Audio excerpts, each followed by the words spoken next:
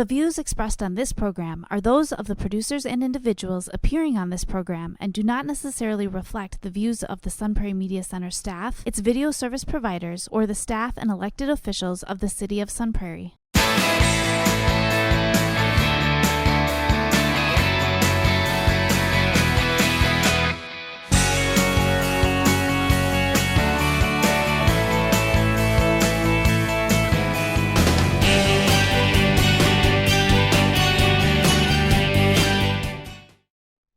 Hello and welcome to Real Reviews.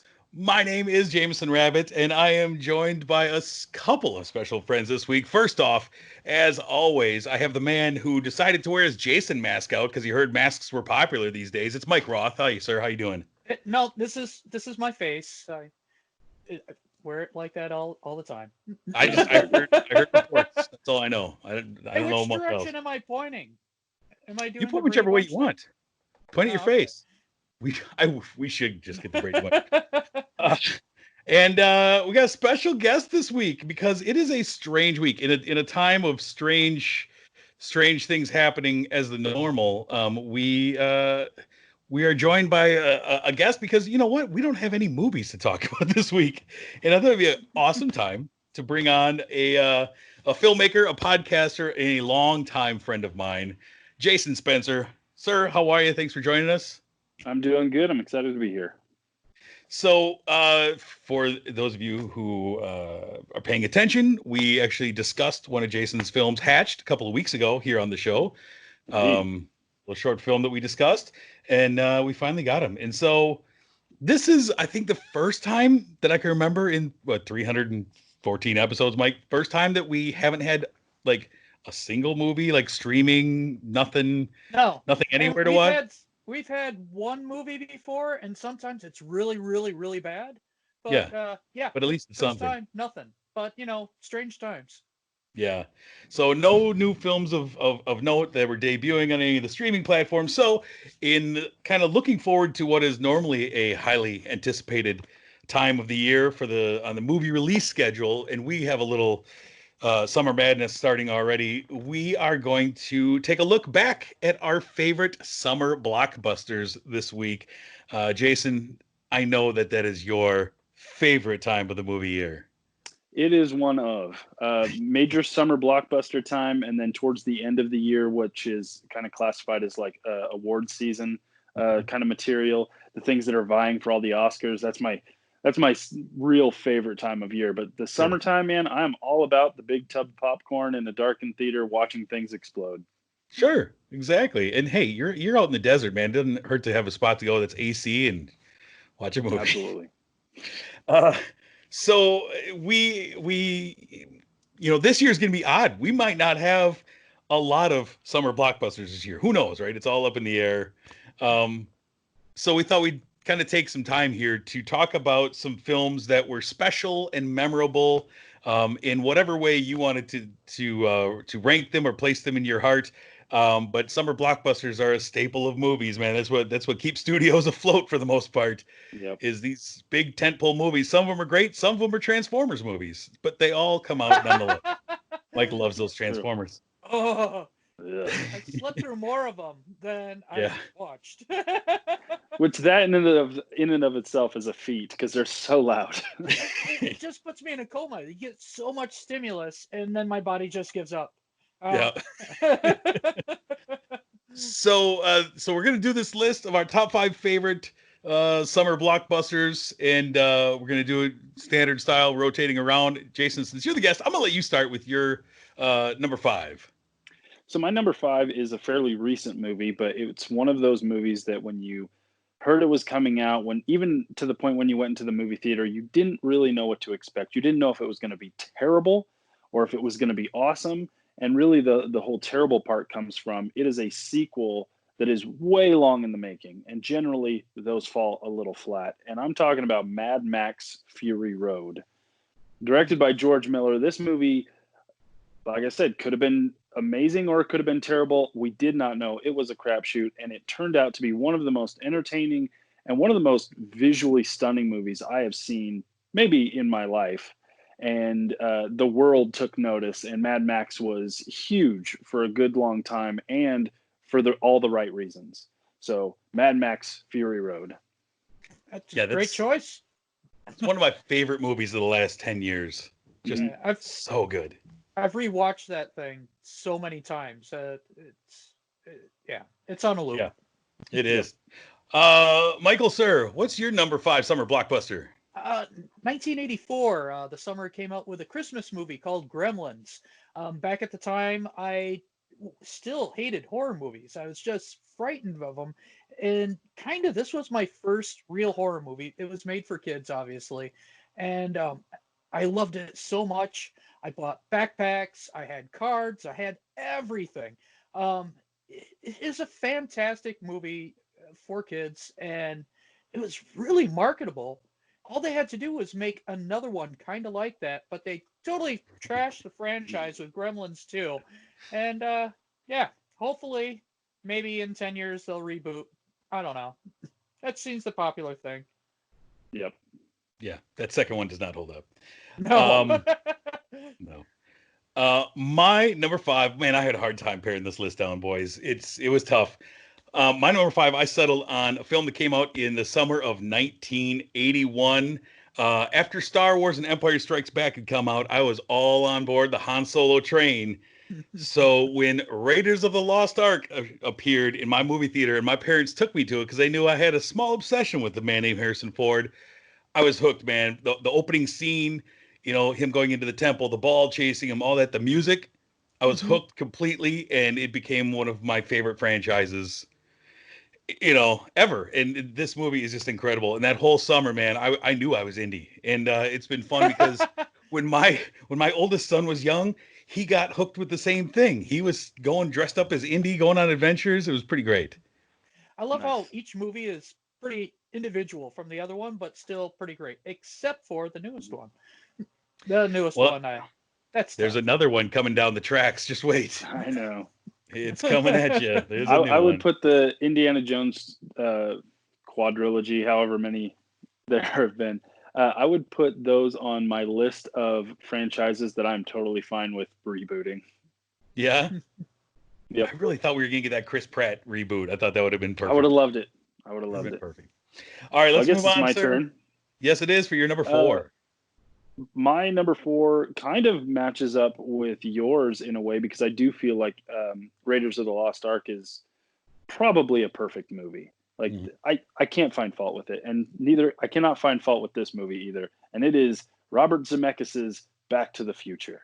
I mean, this movie is so good. I mean, from the story, from the acting, the casting is inspired, all the way from the actors to the actual car involved in being the time machine. It's ultimately quotable. It's ultimately rememberable. And it is part of one of the best trilogies of all time. And it just works. And honestly, even if the film ended here and we never had Back to the Future 2 or 3, this still I would have considered this to be one of the strongest movies ever, because it teases you at the end that there's more adventure to come. But this movie was great. And I grew up watching this movie 100 times, and I never get tired of watching it. Another one that has a great soundtrack, man. That theme song, Absolutely. Adventure is on the way. That movie was on my list for a while too.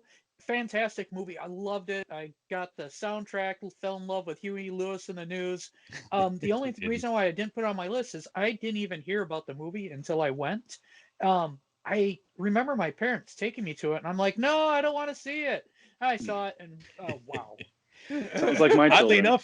Oddly enough, it was the number 2 movie of the summer of 1985. Anybody know what the number 1 movie of that summer was? No. I bet you. Rambo Part 2. Oh, I mean, they're basically the same movie. Right. They both perfect movies. That's right. Mike, you're number 4. My number 4 is a Star Trek in 2009. I love Star Trek. I liked all the movies. I realized they were hokey. I thought that maybe this one would end up being hokey too, but out of all the Star Trek movies, it ended up being my favorite. I know it's not exactly like the original, where they try to downplay the action a little bit, and but still, it was absolutely beautiful, and I liked how they respected the original material. That, when I went to see it, I had to see it in the front row off to the far left. Yeah. Yeah, so I had to see it again. Fair enough. I did that movie. My number 4 movie was the number 1 movie of the summer of 1984. The summer that I think is just a perfect summer of movies. And this was the one that was number 1 and led me on a lot of adventures. I'm talking about Ghostbusters. Came out the summer of 84. You don't know this, Mike, but Jason I got the is a Ghostbuster. Ghostbusters firehouse right there. There it is. Oh, nice. The Lego version. Man, Ghostbusters was everything I needed in my life. It was adventure. It was comedy. It was the soundtrack. I had that tape in my Walkman like crazy. Everything about it, and it just got me obsessed with that franchise, for good or for bad. It doesn't matter. I love it. And that first movie, I see all the flaws in it rewatching it, but it doesn't matter. As soon as I put it in and the panning shot of the library, I'm hooked. I'm in. Like, here we go. We're on an adventure. And it holds up really well, like all the 84 movies. That's right. All right, Jason, you're number 3. My number 3 is one of 2 movies I remember as a kid seeing in the movie theater multiple times. That was a big deal for me when I was a kid. Going to the movies was a special deal. Going to the same movie twice, unheard of. The first movie was Robin Hood, Prince of Thieves, which is awesome. I love that movie. But this is I'm pretty sure was the first one I saw twice. And that would be Terminator 2, Judgment Day. Absolutely. It was awesome. It's a great movie. It's a great follow-up to the original movie while continuing the story, but doing something a little different, which is something that James Cameron did with Aliens after following Alien. He's able to be cognizant of what came before, but doing something a little different so that it's still fresh for you. It's familiar yet fresh. And Terminator 2 did exactly that. And it's even better because Arnold Schwarzenegger's playing a good guy this time, an unstoppable good guy going up against an even more unstoppable and very memorable bad guy. And I don't think they've managed to recapture that magic since. No. They've been chasing. Yeah, they've been chasing the success. And Mike and I have talked about this before, but with special effects, that movie, the special effects hold up today. I watch movies in the theater in 2020 that have worse special effects than Terminator 2 did. Well, their CG was very limited.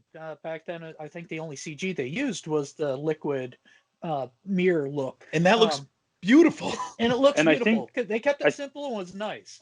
Well, and I think the deal is they knew where the flaws and the weaknesses and the effects were, and they avoided them. Right. And they only went with the strengths, and it's flawless. I wish all movies followed that. We've seen Spawn recently. Spawn, man. Not so good. All right, moving on, sir. Mike, you're number 3. 2012, The Avengers. This, I was afraid we had some great superhero movies leading up to this point. This could have gone totally wrong. Just too many characters, too much going on. It was fantastic, and it gave me hope for all the other movies that came out, and I really haven't been let down for the most part. Pretty strong. That kind of segues into my number 3. Kind of going a different direction with that Marvel universe. My number 3 is Iron Man, the movie that really created the excitement for this new universe. And Robert Downey Jr. was perfect. Robert Downey Jr. was kind of muffling along there for a while, and he was perfect for this. Oddly, Iron Man was only the number 3 movie of that summer, behind Dark Knight and Indiana Jones, Kingdom of the Crystal Skull. But we'll forgive them. Yeah, but Iron Man it really set all of us on this path that would lead to Avengers and everything else that we've gotten. And I think it's still one of the stronger of the movies, which is something to say considering how early on it was. Yeah, it's funny because my kids are currently rewatching the entire Marvel Cinematic Universe. And they watched Iron Man and then Iron Man 2 and then backtracked a little to The Incredible Hulk. But yeah, it holds up. It is a strong film. Yeah. That first Hulk movie, the one before Edward Norton. All right, Jason, what are we, number 2? That's right. I'll keep it short because we're going to be chatting about this a little bit more later. And my number 2 is Jurassic Park. I mean, what more can you say? We'll talk about the movie in a minute, but ultimately it comes down to, I remember going to this movie, seeing it, and then I was in summer school at the time. Just I went back to school the next day. Yeah. I couldn't get enough of school. I went in the summer. I went back to school the next day, and I told my friends, like, I went and saw Jurassic Park, and all these kids were like, really? Dude, tell me what it was like. What did you see? Like, I was suddenly the center of attention because I had gotten to see Jurassic Park. And then the next day, a couple more kids had seen Jurassic Park and a couple more. And it was one of the first times I saw a movie that became like this experience. Like everybody had to see it and everybody was talking about it. And that was Jurassic Park. That was another movie just like Terminator that did a great job at taking CG and practical effects, mixing it up enough where it was the most beautiful thing anybody's ever seen at the point it came out. And it still holds up. Yeah, it does. Great movie. Michael, you're number 2. Number 2, I'm rehashing Terminator 2, Judgment Day. Great movie. Loved it. When it came out, I had excitement for months beforehand, and I didn't know how to drive a stick shift. And my dad gave me his truck and said, you can take yourself. It's the second time I've ever drone a stick shift. I'm just herking and jerking all the way there, but I didn't care for my life because I was going to see Terminator 2 Judgment Day, and I was not let down. It was all worth it. Perfect. It's not on my list, but only because I kind of knew it might be on some other lists. So it is the definition of a summer blockbuster in my mind, though. Like everything about it. It's one of those that, like you said with Jurassic Park, Jason, where I was telling people, like, you gotta go see Terminator 2. Like, yeah, I'm going to. Like, no. I mean now. Go 2 now. weeks. Stop that oxygen. Just get out of the hospital. Whatever you're doing, stop screwing around. Great movie. Another movie, though, just like that to me, came out in the summer of 1989. Summer 1989 was it was my favorite summer as far as like where I was in my life. I just moved down here to Madison, was making new friends. And one of the things that I could bond and make new friends around was, hey, there's this new movie coming out this summer. We're all going to go get in line for this thing, right? And I'm talking about Batman. We're getting Michael Keaton in the suit. And I mean, Bat Fever was crazy that summer. The Bat Dance, Batman logos on everything. Get your Batman cereal, get your shirts, get all of it. And I had all that stuff. And that's all we talked about. It like you say, Jason, it was one of those movies, one of the first ones that I can remember. Like, I was also at an age where I could like kind of get dropped off to the theater or even ride my bike to the theater with my buddies because I was like 13. And it was one of those ones that we went to like 3 times that summer. Like, we're just going to go see Batman again next week. And that was unheard of for me. The first time I went to see it, I saw people leave the theater and get right back in line. And those lines were huge. Yeah. Pretty great stuff. I just remember going and sitting during the opening credits where the camera is going around this stone maze. And as you're going and going, you start realizing what it is. And then it pans out and it's the bat symbol. And I just remember as a kid sitting in the theater just being in awe about what I was about to see. Unfortunately, the first time I saw it, I had no money. I was in Oklahoma. So I stood outside a drive-through theater and watched it from a hill. I like it. Not the same impact. No, I like it. Not much. That's perfect. All right. We have reached our number 1 selections for our favorite summer blockbuster movies. Jason, what do you have? I have a tie. Oh, and I get this from Jamison. But it's a good tie. You'll like this, Mike. You'll like it. My tie is both Avengers, the original film, and Avengers Endgame. Because they both did the exact same thing. They brought something new to the theater that we just never thought was possible. The first one brought together all these heroes that we had built up in these other movies. We're talking Iron Man and Thor and the Incredible Hulk and Captain America. And we've got some Black Widow. We got some Hawkeye. Like, it was amazing to see it on screen and work, just like you said. And then it started the road to the end, to the end game. And once we got there, I want to say that film viewing experience was the most interactive, enjoyable, crazy, emotional film watching experience of my entire life, being in a theater with all those people who have gone on that journey with you, and now we're all there together. It was amazing. I'm not ashamed to admit I cried during Endgame. It got dusty in my theater. Dusty. Love it. It's a good choice. Mike, That's your number one acceptable pick. tie. I'm expecting you. Jamison to have one too.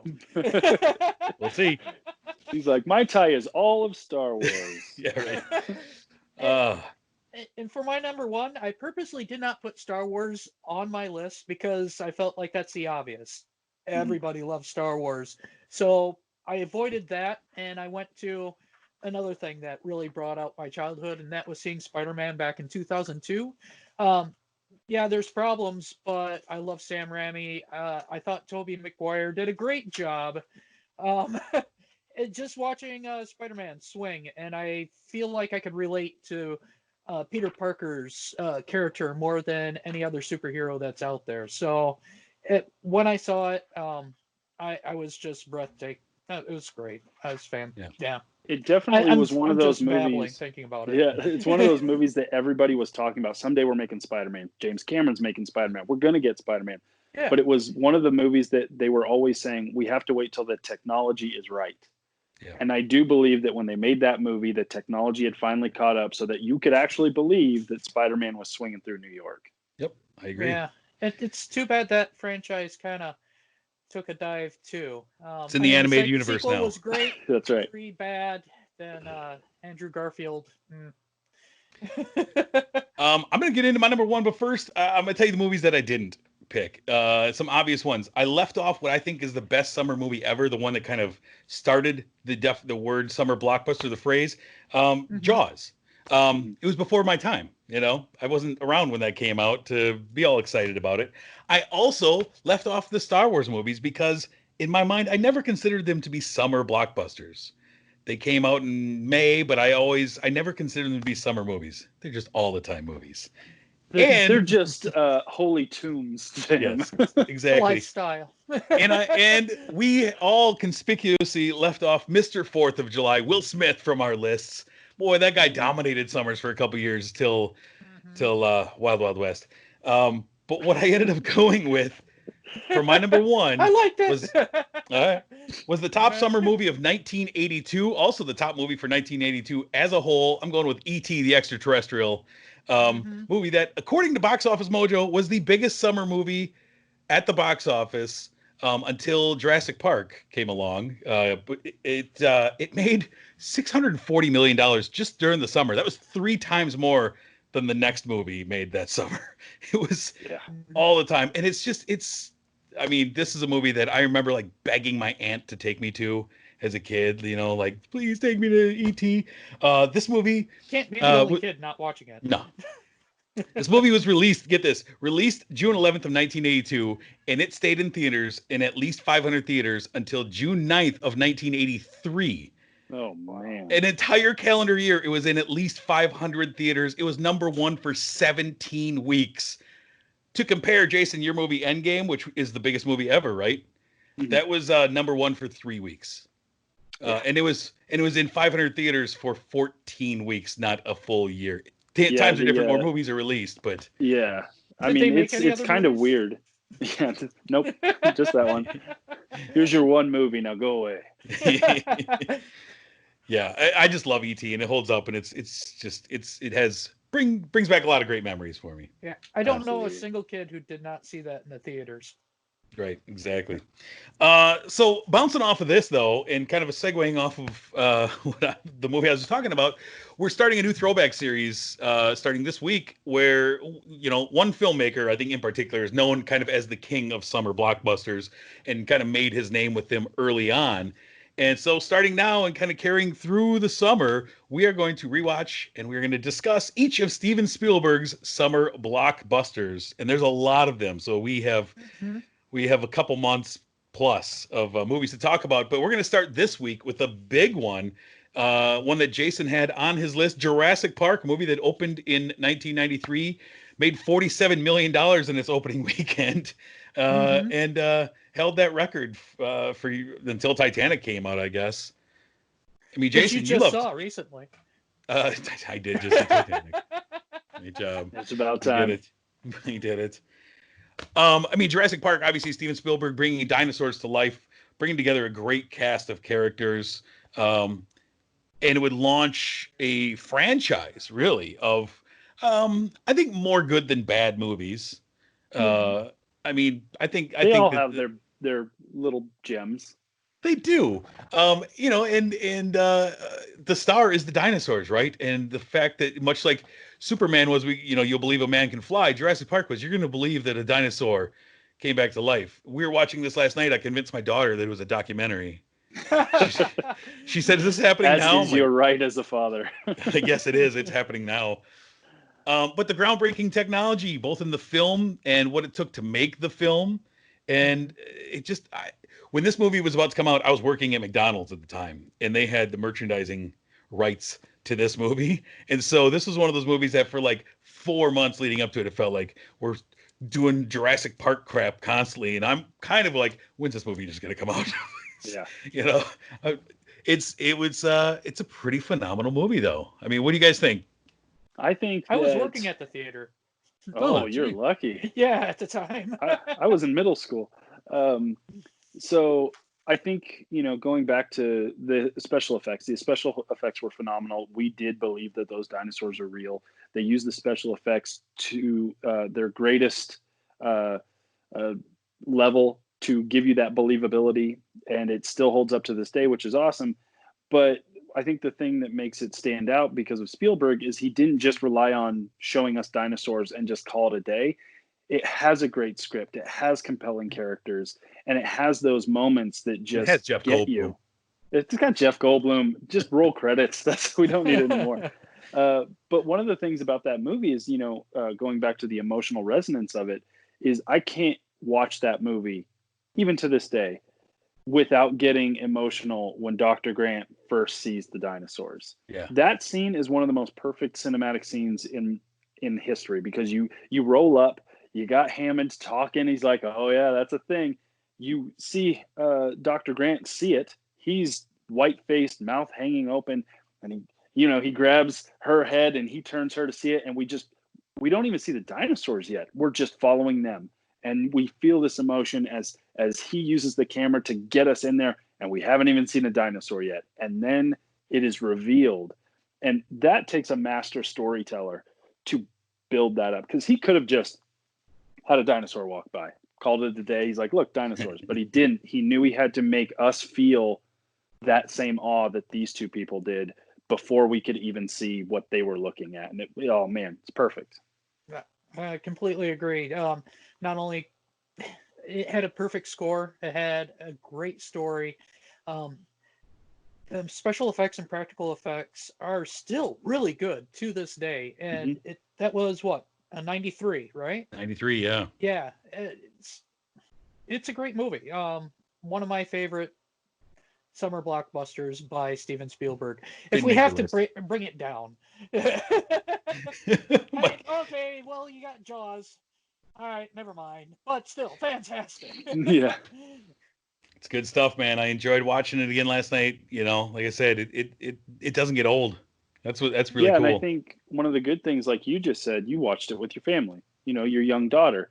Like, it's thrilling as well, but it's not overtly horrific. It's not going to scare your kids away, but it probably will make them, watch through their fingers a little bit.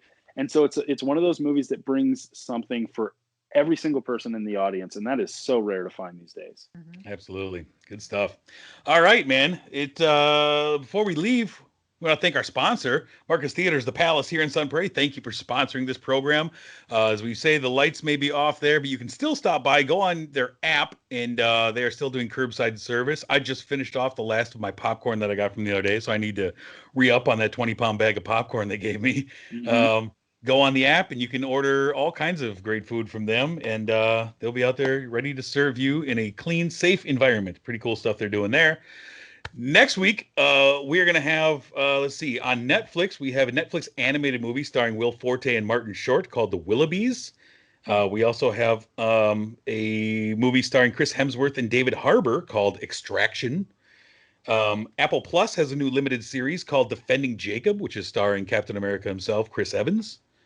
And also, this is really cool. From April 27th until May 6th, South by Southwest will be streaming several of their films, their shorts, their documentaries, feature films. All of this is going to be on Amazon Prime for free, 39 films in total. South by Southwest films that many of these are still seeking distribution even are going to be shown on Amazon Prime for free. So That is super awesome. I like check that. all that out. Yeah, absolutely. Thank you, Jason, for joining us, sir. Where can people find you if you want to be found? Oh, they can find links to all the work that I do, podcasts, short films, documentaries, all that kind of stuff at stormfrontcreative.com. Sounds great. All right. Until next week, though, I'm Jamison. I'm Mike Roth. That's Jason. Have a good one. Have a good one. You don't get to steal my line, jerk.